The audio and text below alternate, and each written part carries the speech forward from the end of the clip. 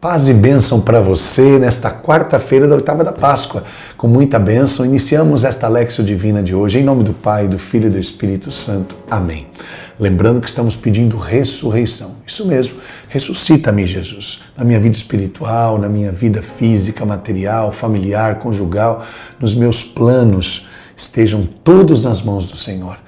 Vinde, Espírito Santo, enchei os corações dos vossos fiéis e acendei neles o fogo do vosso amor. Enviai o vosso Espírito e tudo será criado e renovareis a face da terra. Oremos, ó Deus, que instruíste os corações dos vossos fiéis. Com a luz do Espírito Santo, fazei que apreciemos retamente todas as coisas, segundo o mesmo Espírito, e gozemos sempre da sua consolação. Por Cristo, Senhor nosso. Amém. Leitura de hoje, Evangelho de Jesus Cristo segundo São Lucas, capítulo 24, versículos de 13 a 35. Nesse mesmo dia, 2 discípulos caminhavam para uma aldeia chamada Emaús, distante de Jerusalém 60 estádios. Iam falando um com o outro de tudo o que se tinha passado. Enquanto iam conversando e discorrendo entre si, o mesmo Jesus aproximou-se deles e caminhava com eles. Mas os olhos estavam-lhes como que vendados e não o reconheceram. Perguntou-lhes então: de que estáis falando pelo caminho e por que estáis tristes? Um deles, chamado Cleofas, respondeu-lhe: és tu acaso o único forasteiro em Jerusalém que não sabe o que nela aconteceu nesses dias? Perguntou-lhe ele: que foi? Disseram: a respeito de Jesus de Nazaré, um profeta poderoso em obras e palavras diante de Deus e de todo o povo. Os nossos sumos sacerdotes e os nossos magistrados o entregaram para ser condenado à morte e o crucificaram. Nós esperávamos que fosse ele quem havia de restaurar Israel, e agora, além de tudo isso, é hoje o terceiro dia que essas coisas sucederam. É verdade que algumas mulheres dentre nós nos alarmaram. Elas foram ao sepulcro antes do nascer do sol e, não tendo achado o seu corpo, voltaram dizendo que tiveram uma visão de anjos, os quais asseguravam que está vivo. Alguns dos nossos foram ao sepulcro e acharam-no assim como as mulheres tinham dito, mas ele mesmo não viram.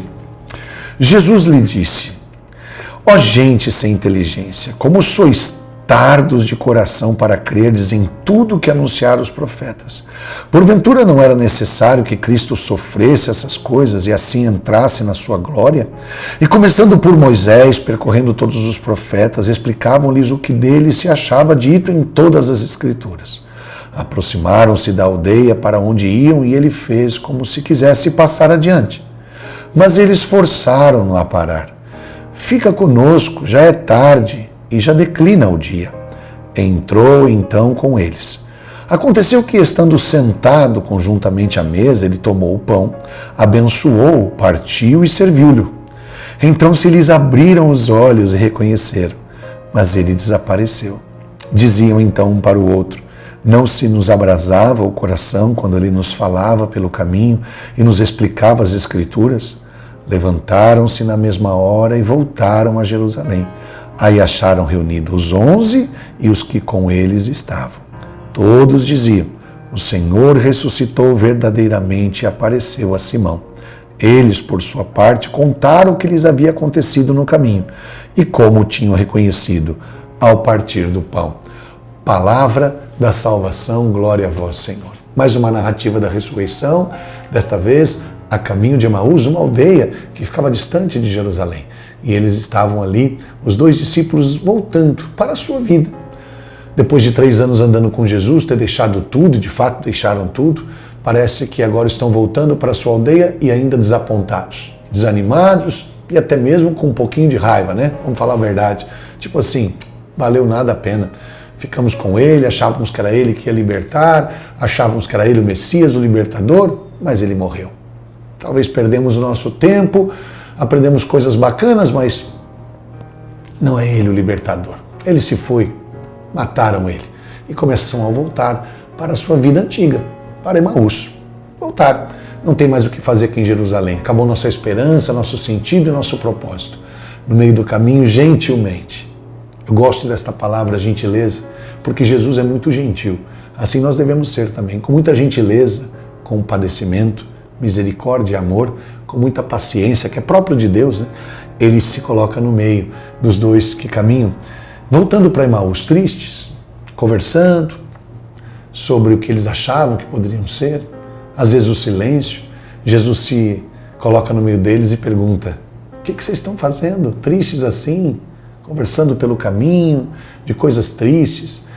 Então naquela hora eles nem imaginam que é o Senhor que está andando no meio deles. E Jesus fala 3 palavras muito importantes para nós também hoje.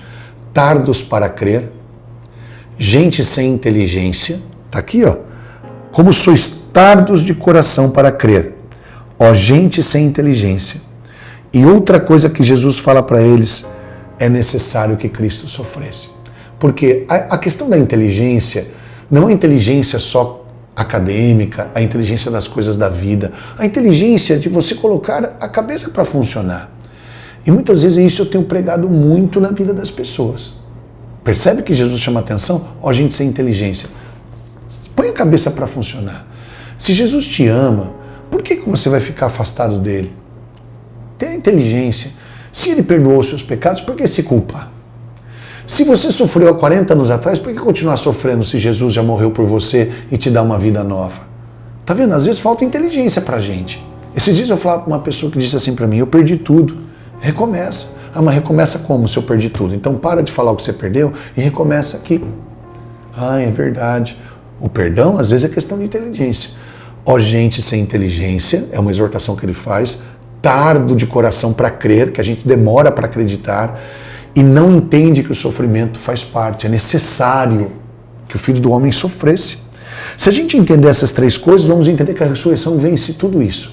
Vence nossa letargia, vence a nossa dureza de coração e falta de fé, e vence também o sofrimento. Veja, hoje o Senhor está falando, esse sofrimento que você passa na sua vida, não o sofrimento causado por mais escolhas, mas o sofrimento de ser cristão, como Pedro escreve na sua epístola. É um sofrimento necessário. E quando ele está falando de sofrimento, não estamos falando comendo pão que o diabo amassou, não. Por exemplo, você é solteiro, tem o sofrimento próprio do solteiro. Eu uso sempre o termo cruz, né? Cada um carrega a sua cruz. Você é casado, você é viúvo, você é jovem, você é ancião, você é pai, você tem seus filhos, você tem seu sofrimento. Mas é melhor sofrer um sofrimento redentor do que sofrer um sofrimento escravo, um sofrimento de angústia, de tristeza, de vazio, de ausência. Você sofre perseguição? É um sofrimento redentor. Então é necessário esse sofrimento redentor. É necessário que o Filho de Deus, Filho do Homem, sofresse essas coisas, mas acreditar que ele entraria na sua glória. E Jesus então começa a falar das Escrituras, ele sente o coração aquecer, e quando Jesus fala, eu vou embora, fez como que se passasse adiante, esperando o convite, fica conosco, Senhor. E aí Jesus fica, e no partir do pão eles reconhecem, por causa da ceia santa, do lava-pés, eles reconhecem o Senhor. E Jesus sumiu, desapareceu da forma corpórea, mas ficou na forma de pão, porque o Senhor nunca desaparece. Ele desapareceu do olhar deles da forma corpórea, humana, e estava ali presente no pão partido e abençoado por ele. Eucaristia. Percebe? Hoje nós pedimos a Jesus, Senhor, fica conosco. Esta é a nossa oração neste momento. Nesta quarta-feira da 8ª da Páscoa, fica conosco, Senhor. Ressuscita a nossa esperança, porque a esperança deles já estava morrendo. O propósito, o ânimo, a caminhada, já estava voltando para a vida velha. E pode ser que neste momento este vídeo chegou para você, enviado por um amigo, por um pai, por uma mãe, um esposo, esposa. Você já estava começando a retornar para a tua vida antiga, ou então a retornar uma vida sem Deus, sem a igreja, já estava indo para o outro lado. E esse vídeo chega porque Jesus quer te visitar. E Jesus nesta hora está te dizendo, a voz é minha, está vendo? Aparência minha, mas a palavra que você está ouvindo não é do Rodrigo, é de Deus. E Deus está falando para você, nada disso, filho. Volta. Voltar para Jerusalém significa voltar para a vida com Deus, a vida de sacramento, a vida com Cristo, a vida com a igreja. Talvez você já está afastado por uma decepção, frustração, por uma revolta, por uma dor, por um luto, por algo que você não consegue entender, por fraquezas, porque você está cansado, porque você está decepcionado. Volta. Volta para Jerusalém. Volta para Cristo e fala com Ele hoje. Só reza assim, fica comigo, Senhor. Fica, Senhor, comigo, porque sem Ti eu não consigo caminhar. Fica, Senhor, comigo, porque senão o pecado me devora. As tentações me carregam como onda. Leva, Senhor, me leva contigo. Leva-me contigo para Jerusalém, Jesus. Fica comigo e me ajuda a caminhar. Ave Maria, cheia de graça, o Senhor é convosco. Bendita sois vós entre as mulheres, bendito é o fruto do vosso ventre, Jesus. Santa Maria, Mãe de Deus, rogai por nós, os pecadores, agora e na hora de nossa morte. Amém. Que o Senhor esteja neste momento te abençoando muito e fazendo você um discípulo de Emaús. Sabe qual que é a nossa ação do dia hoje? Voltar. Volta para a vida de oração. Você deixou a vida de oração, você estava na missa todo dia? Volta para a missa diária, volta a se confessar, volta a frequentar o grupo, a pastoral, volta a ajudar aquela obra que você ajudava, volta. Ah, mas Rodrigo, volta. Por Jesus, não por os outros, por Jesus. Por Cristo, com Cristo e em Cristo. Vale a pena. Que o Senhor esteja do teu lado para te orientar. Que Ele esteja à tua frente para te guiar, atrás de ti para te preservar, acima de ti para te abençoar, dentro de ti para te conservar na fé. Em nome do Pai, do Filho e do Espírito Santo. Amém. Deixa eu fazer uma coisa aqui, ó. Eu quero colocar agora um vídeo que eu convido você para ir para a Terra Santa comigo. Terra Santa, Israel. Conhecer a vida toda com Jesus, Maria, José, todos os apóstolos. Conhecer a igreja. Vai ser uma viagem maravilhosa, uma peregrinação. 12 dias, de 6 de setembro a 18. Faz o seguinte, assista o vídeo, você vai ver o telefone, liga para o pessoal da São Piltur, o Dimas e a Regina, que é um casal de Deus maravilhoso. Beijo para vocês, Dimas e Regina, super irmãos que vão te ajudar e você vai conosco. Tem lugar ainda, hein? As vagas são limitadas. Eu e Padre Aldir, lá de Campo Grande, um salesiano maravilhoso, um padre que você com certeza vai se apaixonar, porque é uma bênção, é um homem de Deus, né? É realmente um grande amigo e vai nos ajudar nessa peregrinação. Vem conosco de 6 a 18 de setembro desse ano, 2023, vem rezar com a gente, vai ser bom demais, você vai ficar impactado, tá bom? Eu convido você a entrar em contato, ver as condições e a vir peregrinar comigo. Deus abençoe você. Que alegria quando me disseram, vamos juntos à casa do Senhor.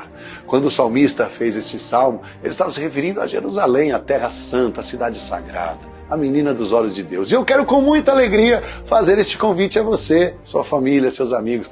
Vamos comigo? Vamos juntos a Jerusalém, a terra santa. Vamos conhecer a vida de Jesus, de Nossa Senhora, de São José. A alegria de poder estar nesta cidade tão sagrada que é Jerusalém e podermos juntos viver um retiro muito especial. Retiro sobre rodas.